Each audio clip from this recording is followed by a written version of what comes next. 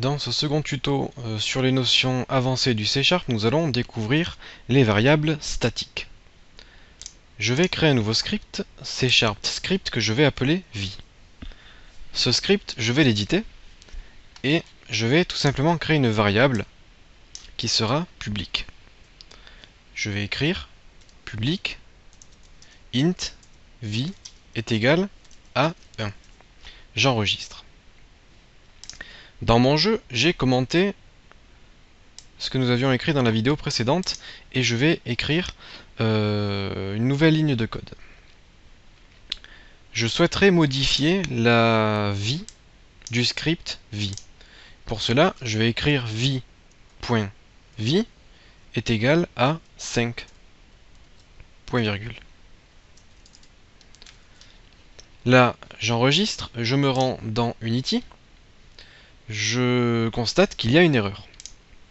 On me dit que on ne peut pas donc accéder à une variable qui n'est pas statique. Donc là, il y a bien une erreur sur mon script. Afin de corriger cette erreur et de pouvoir accéder à la variable vie à partir d'un autre script, il faut que je mette cette variable en statique. Pour cela, je dis public static int vie.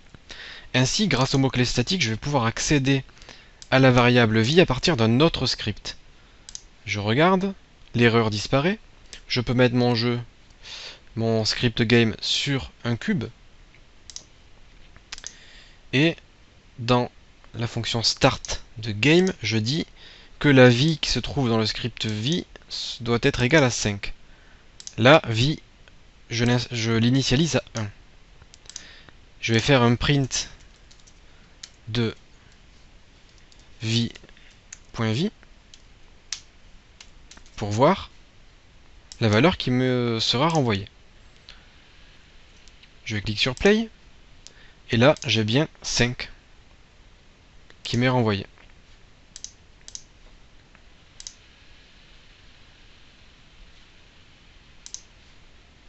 Donc comme vous pouvez le constater, grâce au mot-clé statique, j'ai pu accéder à la variable vie qui se trouve dans mon script vie. Je vais vous montrer ceci avec un autre exemple. Je vais créer un C# script ennemi et ce script, je vais l'éditer.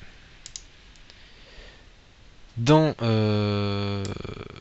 ce script, je vais créer une fonction publique qui sera statique, static int enemy count. Donc il s'agit du nombre d'ennemis qui est égal à 0. Je vais créer un constructeur public ennemi. Donc un constructeur a exactement le même nom que la classe. Et dans ce constructeur, je vais simplement dire enemy count plus. Je veux tout simplement augmenter le nombre d'ennemis. Je retourne dans mon script de jeu. Donc pour structurer un peu mieux, je vais mettre vidéo 1.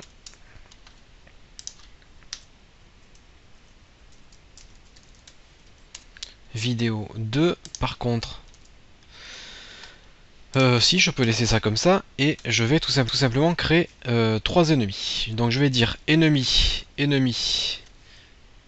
1 est égal à new ennemi.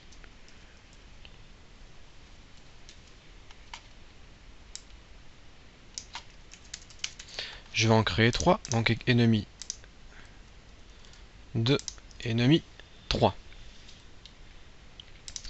Et ensuite, je vais dire int x est égal à ennemi.enemy count. Donc x sera égal à la valeur de enemy count de mon script ennemi. Je vais faire un print et je vais afficher le nombre d'ennemis. Donc par exemple, je vais faire x plus enemies.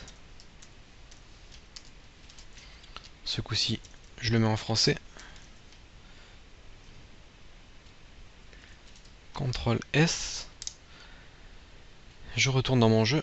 Je fais un clear. Je lance ma scène. Et là, je vois qu'il y a 6 ennemis. Alors, pourquoi il y a 6 ennemis? J'ai dû faire une petite erreur.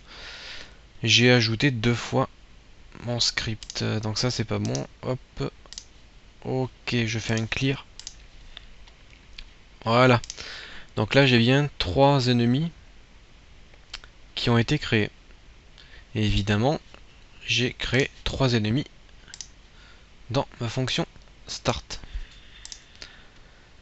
Donc voilà l'utilité que peut avoir une variable statique à l'intérieur d'un script.